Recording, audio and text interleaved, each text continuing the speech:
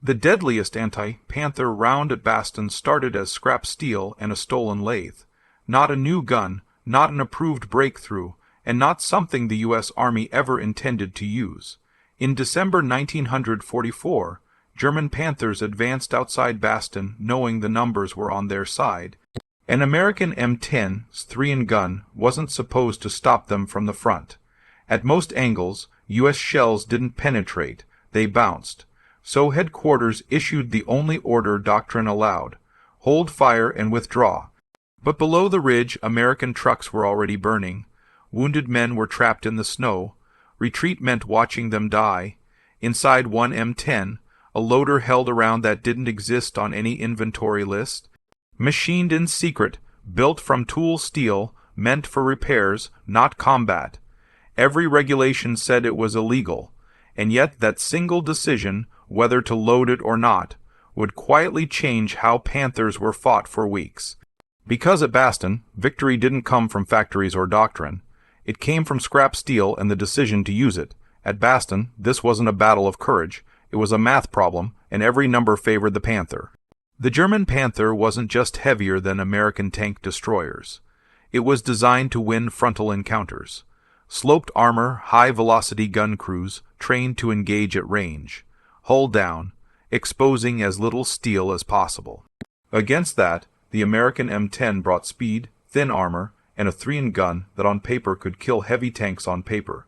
In reality, the numbers broke down the moment the Panthers showed their noses. American gunners learned this the hard way in Normandy. You could do everything right. Range estimate correct, sight picture steady, angle acceptable, and still watch your shell strike the Panthers' glacis and ricochet away. A clean hit, a bright scar, no penetration. That wasn't bad luck, that was physics. The Panther's armor wasn't just thick.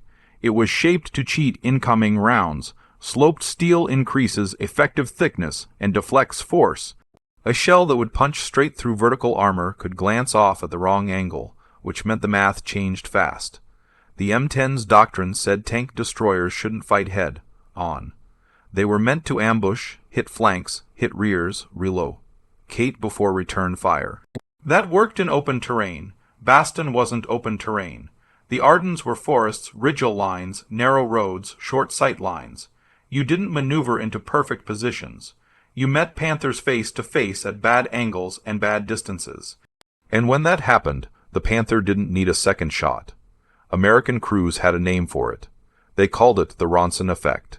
Because when American tanks were hit, they burned gasoline engines, ammunition stowage, thin armor. A Panther round through the front didn't just disable a vehicle, it turned it into a furnace. So by December 1944, the equation was brutally simple. If you encountered a Panther from the front with standard ammunition, you were already behind. The U.S. Army knew this. They weren't ignorant. They weren't lazy. They tested solutions. One of them worked. High-velocity armor. Piercing rounds with tungsten cores. Tungsten was dense, much denser than steel. A tungsten penetrator concentrated force into a smaller impact area and held velocity better on impact. Against Panther armor, it worked when units had it. That was the problem. Tungsten wasn't just useful for ammunition. It was critical for machine tools, aircraft engines, industrial production.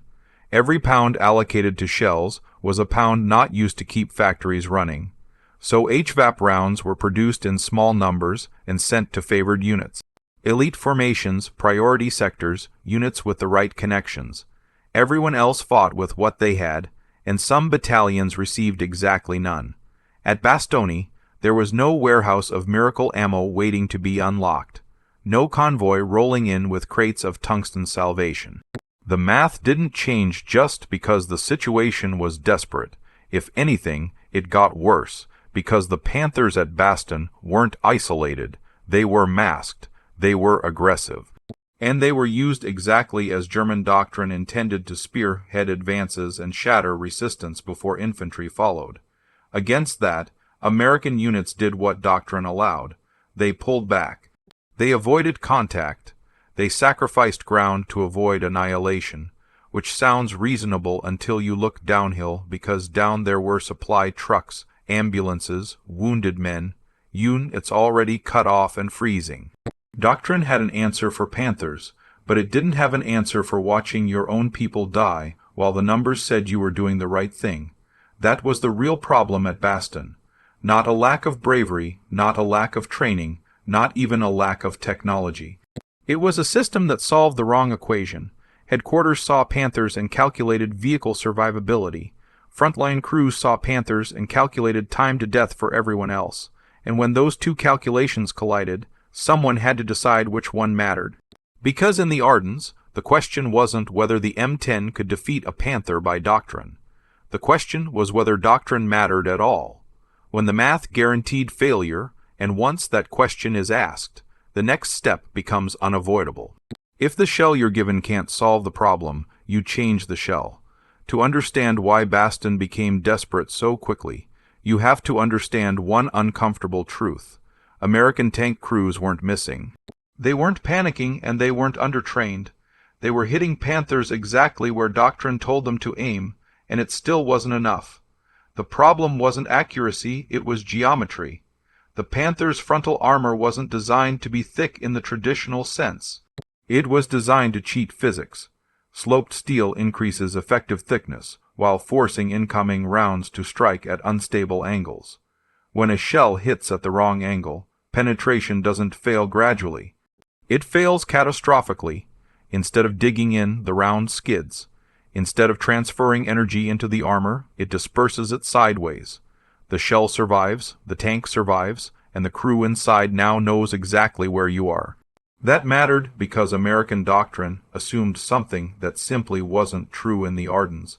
It assumed space. Tank destroyers like the M10 weren't meant to fight like tanks. They were hunters. They relied on speed and positioning. The plan was simple. Ambush from the flank, fire once or twice, then relocate before the enemy could respond. That works in open terrain. It collapses in forests. In the Ardennes, sight lines were short. Roads were narrow. Ridgel lines forced vehicles into predictable paths. Engagements didn't begin at long range with time to maneuver. They began suddenly at bad angles, often head-on, and in those moments the Panther's advantages compounded. Its 75 mm gun could penetrate American armor at ranges far beyond what U.S. crews considered safe. Meanwhile, American shells needed near-perfect conditions to succeed short range, favorable angle, clean impact. Those conditions almost never existed. So, crews fired anyway and watched the same thing happen again and again. A solid hit, a visible strike, a bright mark on German steel, then return fire. This is where the myth begins. People assume American tanks were inferior because they were poorly designed. That's not true. The Sherman and M10 were built for a different kind of war, one that emphasized reliability, speed, and mass production. They worked just not against Panthers under those conditions with that ammunition, and ammunition is where the equation truly broke. The standard American armor, piercing round, relied on steel penetrators. Steel was plentiful, steel was cheap, and against older German armor, steel worked. But against the Panther's sloped frontal plate, steel lacked one thing that mattered most: density. A denser penetrator maintains velocity on impact. It resists deformation. It concentrates force into a smaller contact area. Tungsten did all of that far better than steel, which is why the U.S. Army had already developed a solution: high-velocity armor, piercing ammunition with tungsten cores. When those rounds hit Panther armor, the story changed. Penetration increased dramatically. Engagement ranges widened. Crews gained options, but there was a catch no field manual could solve. Tungsten wasn't just a battlefield material. It was an industrial lifeline: machine tools, aircraft engines, cutting equipment. Without tungsten, factories slowed. Without factories, the war stalled. So tungsten became a strategic resource, not a tactical one. And strategic resources are rationed. That meant HVAP rounds existed, but in small numbers. They were prioritized, allocated, controlled. Frontline units didn't request them. They waited to be approved, and many never were. By late 1944, Entire battalions were fighting Panthers with ammunition that everyone knew was inadequate, not because no one cared, but because the system valued long-term production over immediate survival. That's the part most histories gloss over, the U.S. stack. Army didn't fail to equip its crews. It made a rational choice, one that made sense at the level of factories and supply chains. It just didn't make sense at the point of contact. Because on the ground, the cost wasn't abstract. It wasn't measured in production output. It was measured in seconds. Seconds between firing a shot and receiving return fire. Seconds between penetration and ignition. Seconds between escape and incineration. Crews learned quickly that firing standard ammunition at Panthers was often worse than not firing at all. A missed shot was dangerous. A bounced shot was fatal, and that created a paradox. The weapon meant to protect infantry, the tank destroyer, was becoming a liability when used exactly as instructed, which is why orders at Bastion made sense on paper. Hold fire, withdraw, preserve vehicles. Those orders reduced losses, but they didn't stop Panthers. They didn't protect convoys. They didn't save wounded men. They didn't keep roads open. Doctrine had solved one problem by ignoring another. And the men closest to the problem could see it clearly. They weren't asking for better aim. They weren't asking for more courage. They were asking for a shell that obeyed different rules. One that didn't glance, one that didn't skid, one that didn't need perfect angles to work. And when that shell didn't arrive, the math forced a different conclusion. If the system couldn't change fast enough, then the battlefield would change it instead. Because once crews accept that standard ammunition guarantees failure, there are only two options left.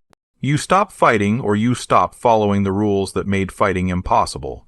The solution didn't begin as an invention. It began as a rejection. By late autumn of 944, American crews at Bastion understood something headquarters did not. The problem wasn't that the M10 lacked firepower. It was that the shell was asking the wrong question. Standard ammunition tried to beat Panther armor by force. What was needed was leverage. Every failed penetration told the same story. Steel rounds deformed on impact. Energy spread sideways. The shells survived long enough to ricochet, but not long enough to do damage. The Panther wasn't invincible. It was simply exploiting a mismatch. And that mismatch wasn't thickness. It was density. Tungsten worked not because it was exotic, but because it was heavier for its size. Higher density meant better momentum retention at the moment of impact. More energy focused into a smaller area, but tungsten was scarce. That fact wasn't debatable. It was structural. No amount of courage or urgency could change it. So the real question became uncomfortable. What if tungsten wasn't required, not ideal, not optimal, just unnecessary? The insight wasn't about creating a perfect shell. It was about creating one that was better than failure. The HVAP round wasn't magic. It followed a simple principle, a hard, dense penetrator inside a lighter casing. The casing stabilized the round in the barrel. The penetrator did the work on impact. The critical assumption was that the penetrator had to be tungsten carbide. But that assumption came from manufacturing reality, not battlefield necessity. Because what mattered wasn't the material's name. It was the comparison. The penetrator didn't need to be the hardest thing available. It only needed to be harder and denser than what it replaced. And that's where the forbidden idea took shape. Tool steel, not tungsten, not rare, not strategic. Tool steel was everywhere. Every motor pool, every maintenance depot, every repair unit carried cutting bits, lathe tools, hardened steel inserts used to keep vehicles running. It wasn't as dense as tungsten carbide, but it was far denser than the mild steel used in standard armor, piercing rounds, which meant in theory it could do something important. It could reduce deformation on impact. It could hold shape longer. It could push the failure point just far enough in the right direction, not enough to turn an M10 into a Panther killer in every situation, but enough to change the math at critical ranges and angles. That was the forbidden thought. Not how do we beat Panthers, EO oat, but how do we stop losing immediately, Oh no, the difference matters. Because once the goal shifts from victory to survivability, acceptable risk changes. This wasn't a proposal that could go through ordnance channels. It violated assumptions baked into every safety manual. Ammunition wasn't supposed to be modified in the field. Penetrators weren't supposed to be swapped. Burster charges weren't supposed to be touched. There were reasons for that. If the balance was off, the shell could tumble. If the fit was wrong, it could shatter. If tolerances weren't exact, it could detonate inside the barrel. Which meant this idea came with a price. You couldn't test it properly. You couldn't get approval. And if it failed, it wouldn't just fail quietly. It would kill the crew that fired it. That's why no doctrine covered this territory, because doctrine is built to protect averages. Battlefield reality punishes individuals. The insight itself was simple. The consequences were not. To make the idea work, several impossible things had to happen at once. The standard penetrator had to be removed without disturbing the explosive charge. A replacement had to be machined to tight tolerances without precision equipment. The shell's balance had to remain stable at firing velocity, and the entire process had to happen quietly. No paperwork, no inspections, no witnesses. This wasn't innovation in a lab. It was triage, and triage doesn't ask for permission. The forbidden idea wasn't that tool steel could penetrate Panther armor. It was that field crews could accept a 15–20% improvement as decisive. Because in tank warfare, margins aren't incremental. They're binary. A shell that fails by an inch still fails. A shell that succeeds by a millimeter still kills. That's the part that headquarters never had to calculate, but gunners did. They saw what a marginal improvement meant when the alternative was a ricochet and a return shot. So the idea solidified not as a plan, but as a necessity. If tungsten wasn't available, then steel would have to be better steel. If doctrine didn't allow modification, then doctrine would have to be ignored. And if regulations demanded safety over effectiveness, then safety would have to be redefined, because there was nothing safe about firing shells that everyone knew wouldn't work. This wasn't a rebellion against authority. It was a correction to a flawed assumption. That assumption was simple, that the system would deliver the right tool in time. At Bastonia it didn't. And when a system fails to deliver, frontline soldiers don't stop needing answers. They just stop waiting. The forbidden idea wasn't about ingenuity. It was about timing. Tool steel wasn't the best solution. It was the only one that existed now, and that made it dangerous, not just to the enemy, but to the men who dared to try it. Because once you accept that a homemade shell might be better than an official one, you cross a line doctrine can't follow. On one side of that line is regulation, on the other is survival, and once someone steps across it, the next question becomes unavoidable. Not whether the idea makes sense, but whether anyone is willing to build it. Having an idea is easy. Building it without getting killed or arrested is the hard part. The moment the decision was made, everything became illegal. There were no forms to file, no officers to ask, no manuals that explained how to do this safely, only a narrow window of time and a problem that wasn't waiting. The first obstacle wasn't materials. It was precision. A penetrator isn't just a piece of hard metal shoved into a shell. It has to be balanced. It has to be centered. It has to survive acceleration forces that would tear loose parts apart. If it's even slightly off axis, the round can wobble, shatter, or detonate the moment it leaves the barrel, which meant machining, and machining required a lathe. There was no machine shop attached to a tank destroyer battalion. But there was a maintenance depot several miles behind the lines, one that serviced damaged vehicles and rode off broken equipment faster than it could be hauled away. That's where the first rule was broken. After hours, when officers were gone and only a skeleton crew remained, a damaged lathe was pulled from a salvage pile. It was officially useless, too worn for precision work, written off, which made it perfect. The lathe didn't work when they found it. The bearings were shot, the belt slipped, the tool post shook under load. They stripped it down, scavenged parts from 2 other dead machines, and rebuilt it just well enough to hold tolerances that mattered. Not factory tolerances, survival tolerances. Tool steel came next. Not in crates, not in inventory. One piece at a time, cutting bits, broken inserts, worn tools that machinists no longer trusted for fine work. Each piece was traded for favors, cigarettes, whiskey, or silence. Nothing was stolen outright. Everything was borrowed in ways no one could prove later. Every blank had to be machined by hand. 6 hours per penetrator, 2-hour shifts after duty hours.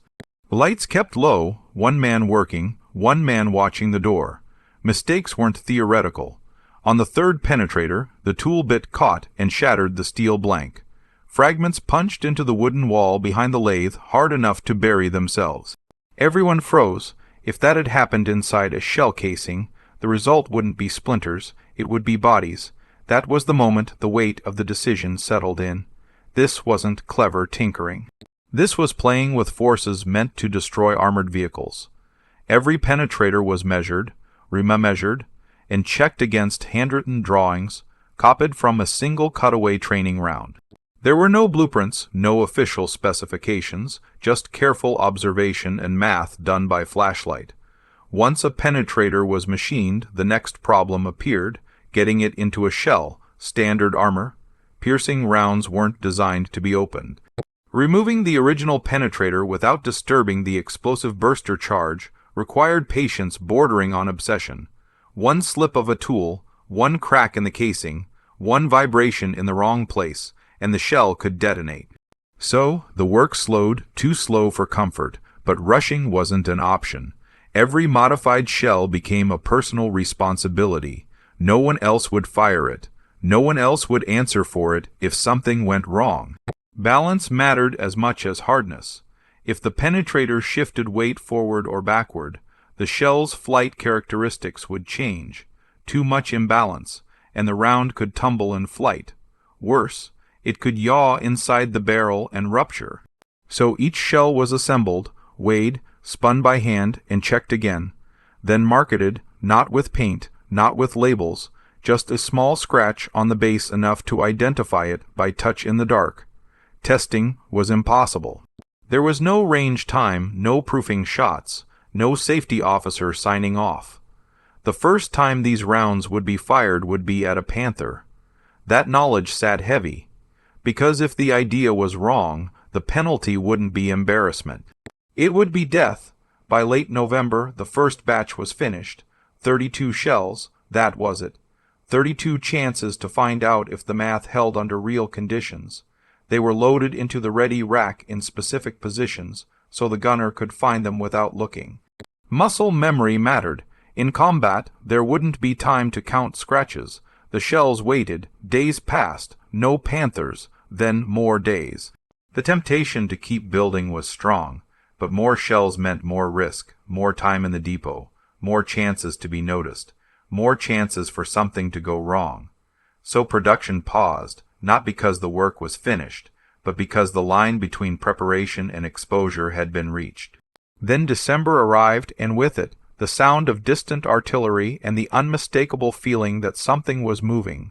The German offensive began on December 16th. The Ardennes erupted, roads filled with retreating units. Vehicles burned, radio traffic turned chaotic. Reports contradicted each other. Panthers appeared where no one expected them. The battalion was ordered north toward Bastogne. During the move, production resumed quietly, urgently. Every night that could be spared went back to the lathe. More tool steel was shaped. More shells were opened and resealed. 18 more rounds were completed. 50 in total, an even number, enough to matter, still not enough to be safe. By the time the unit reached Bastogne, the shells were no longer an experiment. They were insurance. No one talked about them. No one asked questions. Inspections happened. A lieutenant noticed the scratches once and asked what they were. The answer was simple, a way to track ammunition expenditure. It wasn't a lie, just not the truth, because the truth couldn't be spoken. The truth was that an entire crew was betting its life on an idea the system would never approve. And now with Panthers moving through the snow toward a surrounded town, there was no more time. The next time one of those scratched shells left the barrel, there would be no second chances. Either the forbidden idea worked, or it would end exactly the way doctrine said it should. December 26th, 944. By dawn, the snow had hardened into ice, sound carried farther, smoke lingered longer, and movement, any movement, stood out against the white. The M10 was positioned just inside a tree line overlooking a narrow road leading toward Baston. It wasn't a perfect ambush site. The range was long, the angle was bad, and retreat routes were limited. Exactly the kind of place doctrine said to avoid. Shortly after first light, the Panthers appeared. Not rushing, not searching, advancing the way crews do when they know the enemy can't stop them. They moved into hull-down positions along a ridgeal line, exposing only turrets. From there, they began firing into the valley below, methodical, deliberate shots aimed at anything with wheels or a radio. American supply trucks took the first hits. One burned immediately, another jackknifed into a ditch. Men ran, others didn't. The range was roughly 800 yards, too far for a reliable shot with standard ammunition. Everyone knew that. Orders came over the radio within seconds. Hold fire. Wait for them to close. Do not engage, but the Panthers didn't close. They didn't need to. They were using the terrain exactly as trained, killing from a distance where return fire was ineffective. Waiting them out meant watching the road die piece by piece inside the M10. The decision arrived quietly. No speeches, no countdown. A scratched shell slid into the breach. This wasn't defiance. It wasn't heroics. It was calculation. The gunner adjusted elevation. Wind was steady but crosswise. Slight left-to-right drift. The lead Panther's turret ring came into view. Not a weak spot, just a vulnerability under the right conditions. Conditions that didn't officially exist. The trigger was pulled. The shell covered the distance in under 2 seconds. There was no explosion, no dramatic fireball, no turret tossed into the air. The Panther simply stopped. For a moment, nothing happened. Then, smoke began to leak from the commander's hatch.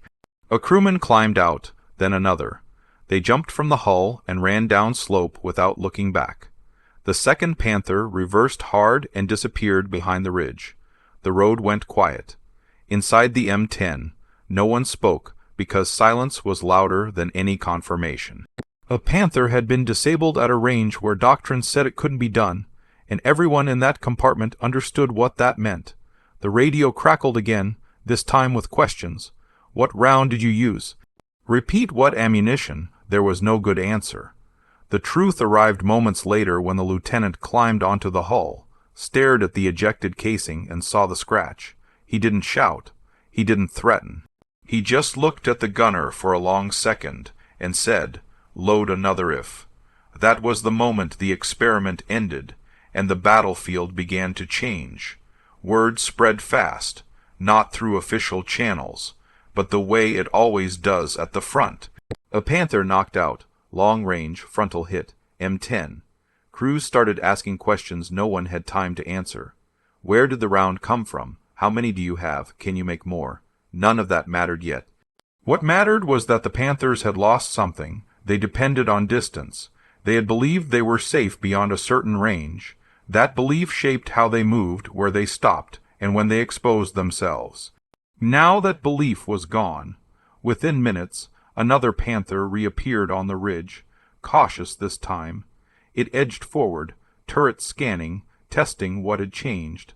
The scratched shell answered. Another penetration. Another sudden stillness. Another crew abandoning steel that had failed them. The Panthers pulled back completely, not destroyed, discouraged. That distinction mattered because tanks don't need to burn to be defeated. They just need to stop doing what they were meant to do, and on that ridge the Panthers stopped. Down in the valley, trucks began moving again. Medics reached the wounded, the road breathed. No one called it a breakthrough. Not yet, but everyone understood that something fundamental had shifted. The forbidden idea hadn't produced a miracle. It had produced doubt, and doubt inside a tank crew trained to trust numbers and armor is lethal.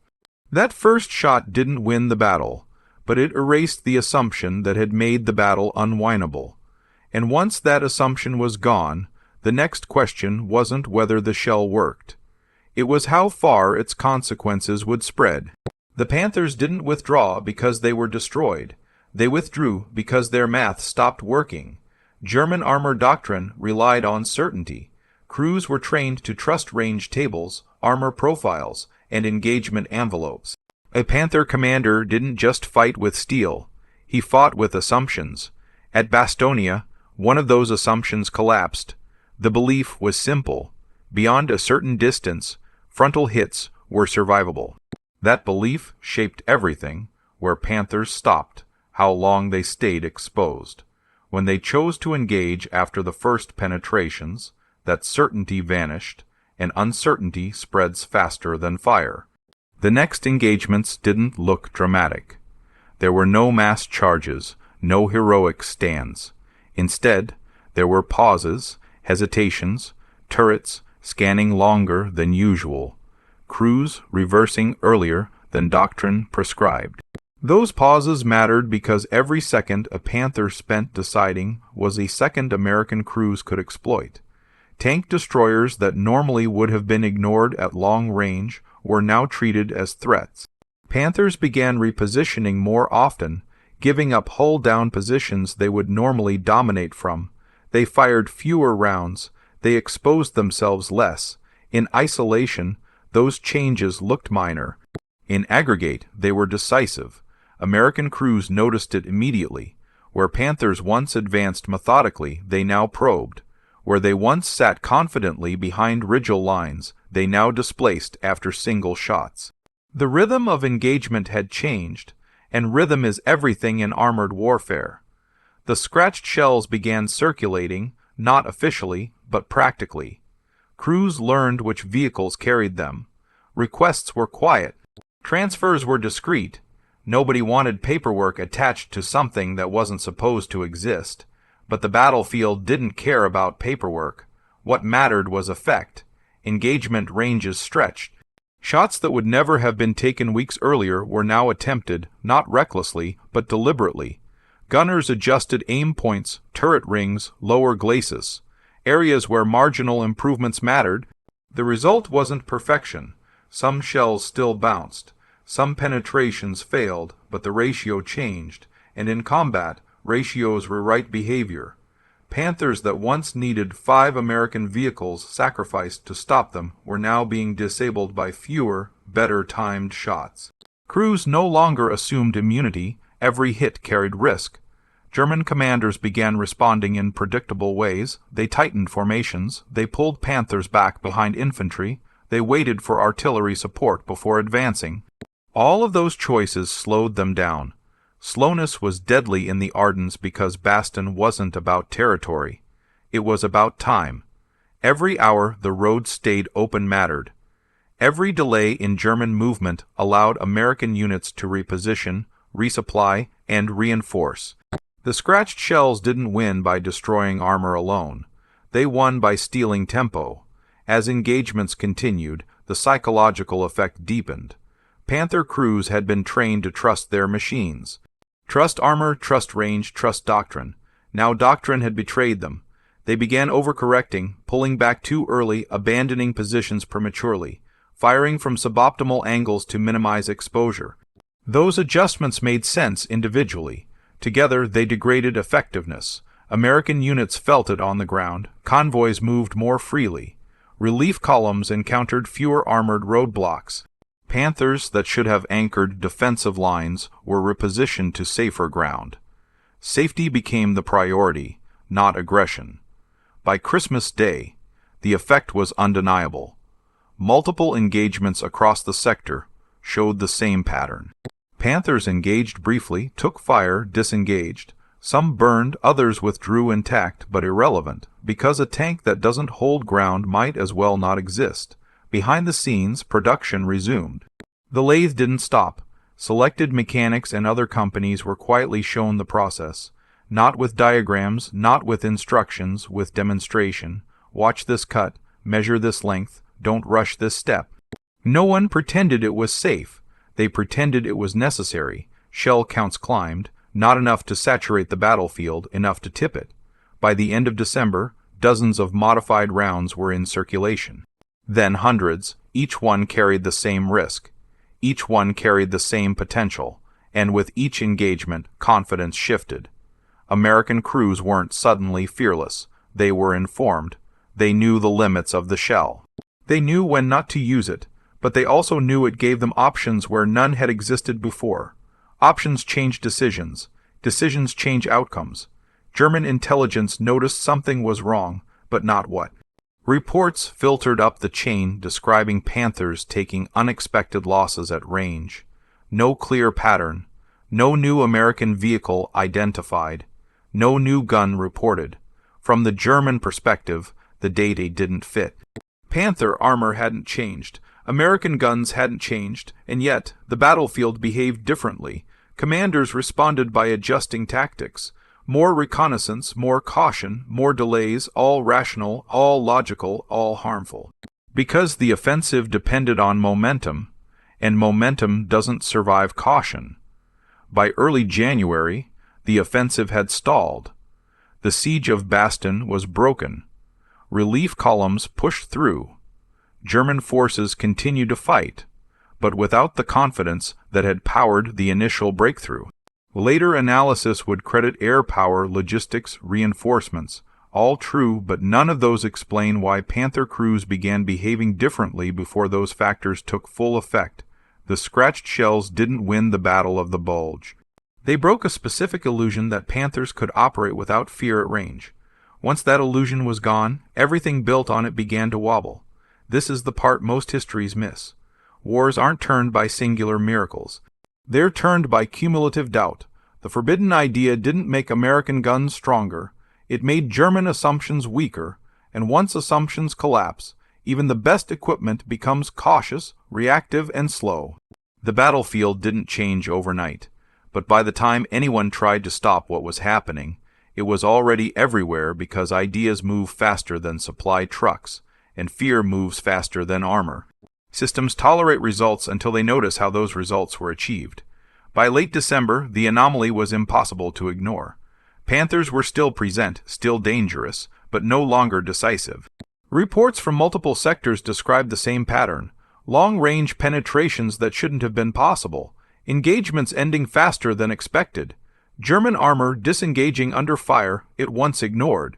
Someone finally asked the wrong question. Not what changed on the battlefield, but what changed in the ammunition counts. The trigger was routine. An ordnance inspection, a ledger check. Numbers that didn't line up. Shells were being expended at rates that didn't match issued stock. Casings didn't look damaged, but they weren't identical either. Small inconsistencies, weight differences, scratch marks that weren't part of any marking system. To an inspector, that meant only one thing: unauthorized modification. The response was immediate and predictable. Violations cited, protocols referenced, charges prepared. Field modification of ammunition wasn't a minor infraction. It was considered reckless, dangerous, and punishable by court-martial. Not because the Army disliked innovation, but because uncontrolled ammunition was a threat to everyone nearby. On paper, the case was airtight. Men had altered explosive ordnance without approval. They had bypassed safety procedures. They had exposed others to unacceptable risk. The inspector filed his report and expected consequences. What he didn't expect was resistance. The report didn't stop at the depot. It moved up the chain, and at each level it ran into people who had watched the results firsthand. Company commanders who had seen Panthers withdraw instead of advance. Battalion officers who had kept roads open long enough for relief to arrive. Logistics officers who understood exactly what would have happened without those delays. They didn't argue the facts. They argued the context. They attached after-action reports, crew testimonies, kill confirmations, timelines showing when the modified shells appeared, and what changed immediately after. The question shifted from who violated regulations because of time to what problem made this necessary. If dayed, that question was far more dangerous because answering it meant admitting the system had failed to deliver what the battlefield required when it was required. Higher headquarters faced a dilemma.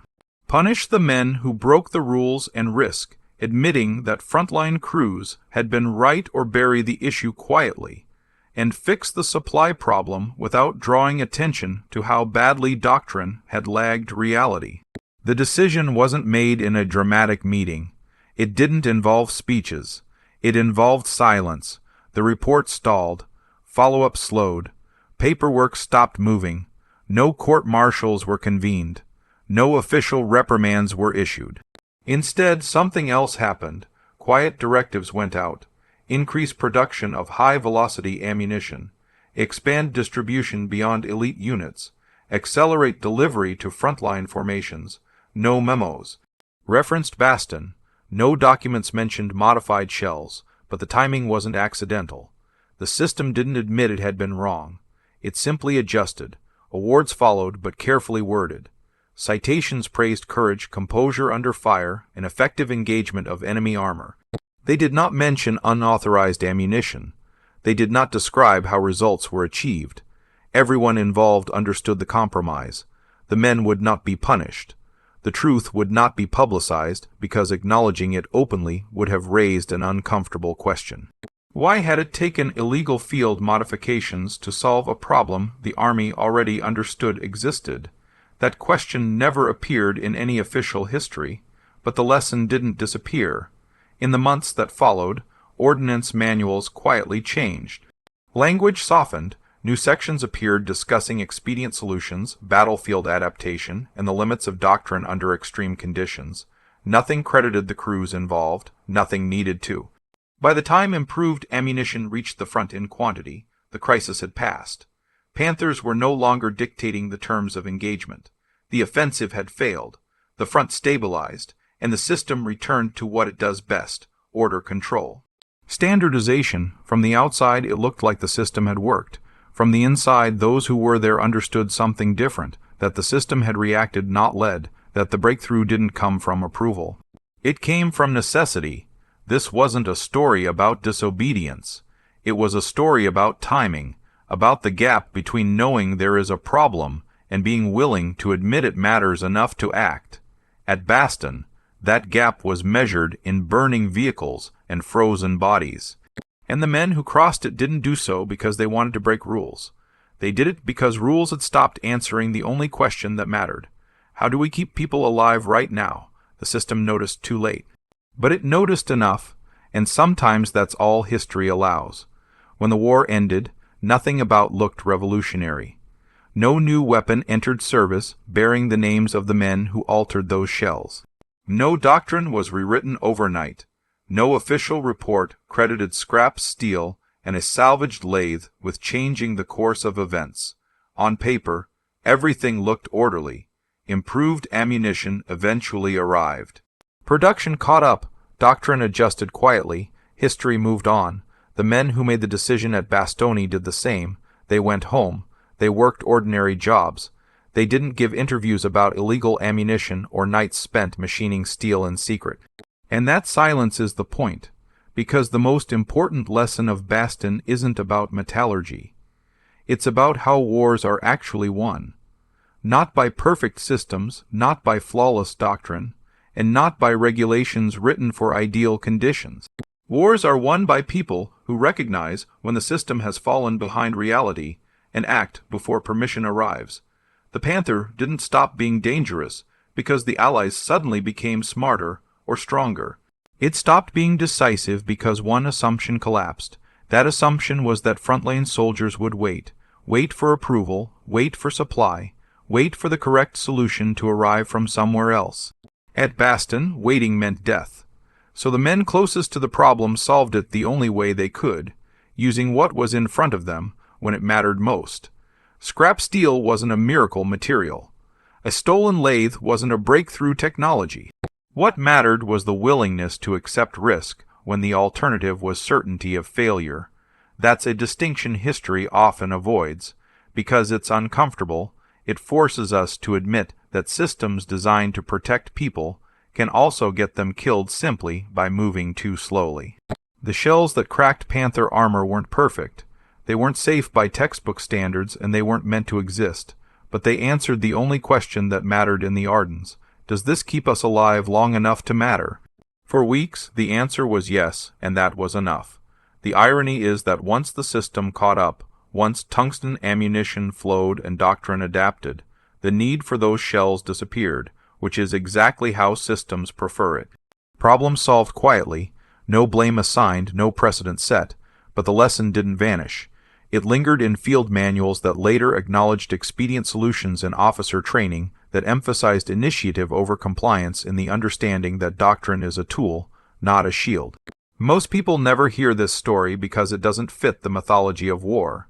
There's no grand invention, no famous general, no moment you can point to on a map and say this changed everything. What changed everything was smaller. A decision made in a frozen tree line. A shell no one was supposed to fire. And the understanding that sometimes survival depends on doing the wrong thing for the right reason. That's why the Panther's invincibility didn't end with a factory upgrade or a new gun. It ended when people stopped believing it, and that's how wars usually turn. Not when the strongest force arrives, but when the first assumption breaks. If this story surprised you, ask yourself which mattered more at Baston, following the rules or rewriting them in time.